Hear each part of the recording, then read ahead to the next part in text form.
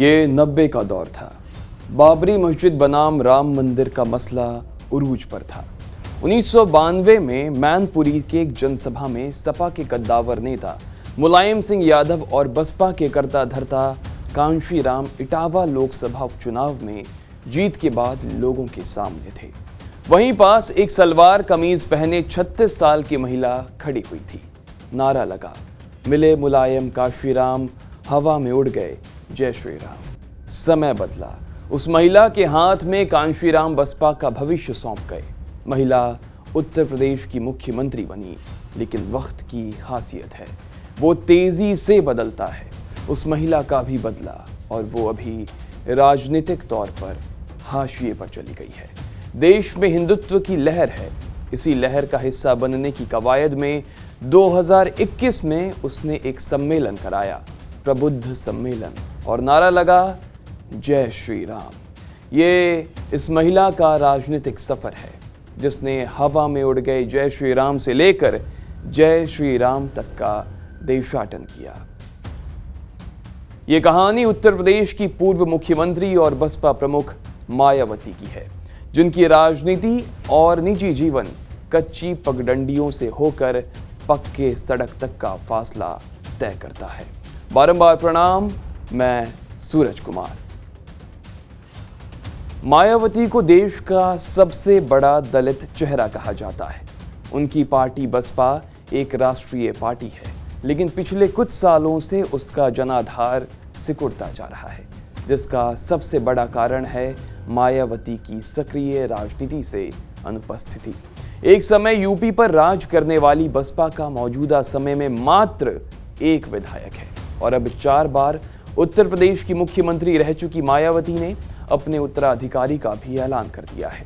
अपने भतीजे आकाश आनंद को उन्होंने पार्टी की कमान सौंपी है, लेकिन बावजूद इसके बसपा का अभी भी मतलब मायावती ही समझा जाता है, ठीक वैसे ही जैसे कभी कांशीराम समझा जाता था।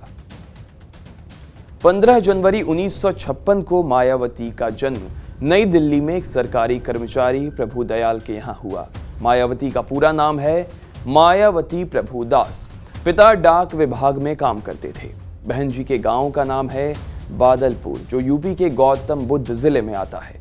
मायावती ने दिल्ली विश्वविद्यालय के कालिंदी कॉलेज से बीए किया, गाजियाबाद से बीएड, फिर दिल्ली विश्वविद्यालय से एलएलबी की शिक्षा पूरी की और दिल्ली के इंद्रपुरी जेजे कॉलोनी में बतौर टीचर भर्ती हो गई।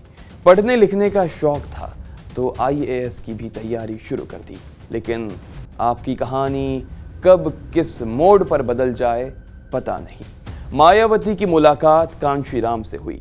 कांशीराम मायावती के बोलने की शैली और उनकी राजनीतिक समझ से काफी प्रभावित थे। उन्हें मालूम था कि मायावती आईएएस बनना चाहती हैं। एक दिन उन्होंने मायावती से कहा, मैं तुम्हें इतना बड़ा नेता बना दूंगा कि एक दिन आईएएस अधिकारियों की एक पूरी कतार तुम्हारे सामने तुम्हारे आदेश के इंतजार में खड़ी होगी। वक्त करवट लेता है। 1984 में बसपा और मायावती दोनों एक दूसरे को स्वीकार लेते हैं। देश में दलित राजनीति काफी हद तक मायावती के इर्द गिर्द ही घूमती रही है। ये अलग बात है कि हाल के सालों में दलित समुदाय उनको लेकर कुछ ठोस राय नहीं बना पा रहा। 2014, 2019 लोकसभा चुनाव, 2017 और 2022 यूपी विधानसभा चुनाव, ये मायावती के राजनीतिक करियर में ऐसे पड़ाव रहे जब मायावती को मुंह की खानी पड़ी। बसपा का जनाधार लगातार कम होता चला गया। दलित क्वीन कही जाने वाली मायावती के वोट बैंक में बीजेपी ने सेंधमारी कर नॉन जाटव वोटों को काफी हद तक अपने पाले में कर लिया। जिस सोशल इंजीनियरिंग के दम पर 2007 में मायावती को यूपी की सत्ता मिली थी, वो अब टूट चुकी है। इस बीच मायावती ने खुद कई तरह के प्रयोग किए, लेकिन सफलता से हमेशा दूर रहीं। चर्चा थी कि 2019 लोकसभा चुनाव की भांति ही 2024 लोकसभा चुनाव में भी मायावती और अखिलेश को साथ देख सकेंगे। लेकिन हाल ही में अखिलेश यादव पर मायावती इतनी हमलावर रहीं कि ये उम्मीद भी समाप्त होती नजर आई। उन्होंने अखिलेश को दलित विरोधी बता दिया था। मायावती देश की पहली दलित महिला मुख्यमंत्री थी। एक वक्त उनकी शख्सियत इतनी बड़ी थी कि वो चुनाव प्रचार करने भी नहीं जाती और उम्मीदवार जीत जाता। बहुत कम लोगों को पता होगा कि साधारण परिवार से ताल्लुक रखने वाली मायावती जब 1995 में पहली बार उत्तर प्रदेश की मुख्यमंत्री बनी तो देश के तत्कालीन प्रधानमंत्री पीवी नरसिंह राव ने उन्हें लोकतंत्र का करिश्मा कहा था। 1989 में मायावती पहली बार लोकसभा के लिए चुनी गई। 1997 में दोबारा मुख्यमंत्री बनी। 2002 से 2003 और 2007 से 2012 के बीच फिर से मुख्यमंत्री का ताज उनके सिर सजा। कई राजनीतिक पंडितों का मानना है कि भले ही मायावती सत्ता में ना हो, उनकी पार्टी का वोट प्रतिशत लगातार गिरता जा रहा हो, लेकिन एक सच ये भी है कि देश की एक बड़ी दलित आबादी उन्हें आज भी अपना नेता स्वीकारती है। मायावती के जेल जाने की कहानी बहुत ही कम लोगों को पता होगी। बहन जी के जेल जाने की कहानी बुलंदशहर से जुड़ी हुई है।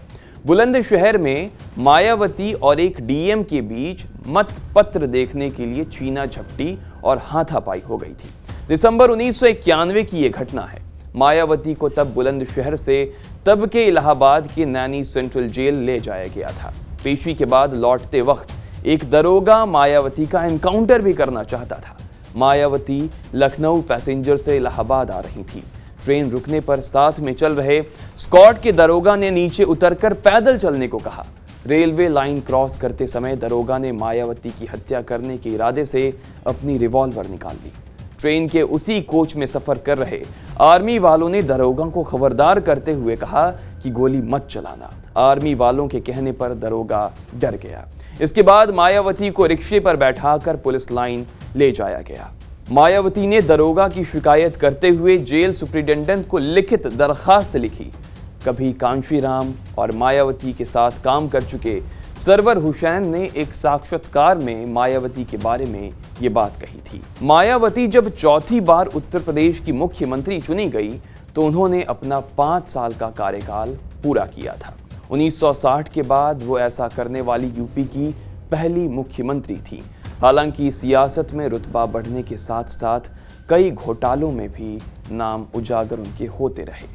लोग ये सवाल करने लगे कि 1995 में महज करीब 1.25 करोड़ की संपत्ति वाली मायावती के पास 2012 में करीब 113 करोड़ की संपत्ति कैसे आ गई। 2008 में यूएस केबल ने मायावती को पोर्ट्रेट ऑफ लेडी का तमगा दिया था। ये रिपोर्ट्स यूएस एम्बेसी दिल्ली से भेजी गई थी। 2011 में विकिलीक्स ने अपने खुलासे में मायावती को तानाशाह, भ्रष्ट और शाही खर्चे वाली बताते हुए कहा था, उत्तर प्रदेश की पूर्व सीएम ने अपनी पसंद की सैंडल मंगवाने के लिए अपने निजी प्लेन को मुंबई भेजा था। मायावती में असुरक्षा की भावना इतनी है कि उनके खाने से पहले उसे एक कर्मचारी चखता है। उनकी रसोई में खाना बनाने वाले 9 रसोइयों की निगरानी होती है। घर से ऑफिस निकलने से पहले वो सड़क को धुलवाती हैं। विकिलीक्स ने इस बात का भी खुलासा किया कि मायावती के करीबी सतीश मिश्र ने यूएस एम्बेसी के ऑफिसर से कहा था कि निजी तौर पर मायावती का झुकाव भ्रष्टाचार की ओर है, साथ ही वो तानाशाह जैसा व्यवहार भी करती हैं। विपक्षी दल अक्सर स्मारकों और पार्कों के जरिए मायावती पर हमला करते रहते हैं। मायावती के स्मारकों और पार्कों पर होने वाला खर्चा किसी पहेली से कम नहीं। पत्थरों की इस दुनिया का गणित भी बड़ा जटिल है। मायावती सरकार ने लखनऊ, नोएडा और बादलपुर गांव में बनाए गए स्मारकों के लिए लगभग 750 एकड़ बेशकीमती जमीन इस्तेमाल की और इन स्मारकों के निर्माण पर लगभग 6000 करोड़ रुपए खर्च किए। स्मारकों में इस्तेमाल हुई 750 एकड़ जमीन की कीमत 1.5 लाख करोड़ से ज्यादा बताई जाती है। सियासत में आदमी की किस्मत खुद के भरोसे कम, दूसरों से ज्यादा होती है। मायावती साधारण परिवार से आई थी। कांशीराम उन्हें लेकर आए थे। मायावती ने संघर्ष भी किया, बसपा को खड़ा किया। शेड्यूल कास्ट से आने वाली देश की पहली महिला मुख्यमंत्री भी बनी, लेकिन आज उनकी इमेज बदल चुकी है। कुछ हद तक एक बड़ी दलित आबादी उनसे दूर हो चुकी है। कहते हैं मायावती का पसंदीदा रंग पिंक है, माने गुलाबी। वो पिंक सलवार पहनती हैं। उनके घर का रंग भी पिंक है। बर्थडे पर उनका केक भी पिंक ही होता है, लेकिन जो लोग उन्हें मसीहा मानते थे, उनकी दुनिया आज भी काली ही है, एकदम नाले के पानी की जैसी। वो लोग उस नाले में उतरकर काम करते हैं। इस दौरान कई लोगों की मौत की खबरें आती हैं। इन लोगों की बस्तियां भी काली होती हैं और दीवारों पर कोई रंग भी नहीं होता, पिंक तो बिल्कुल ही नहीं। ऐसा लगता है इन लोगों ने अपना मसीहा बदल लिया है।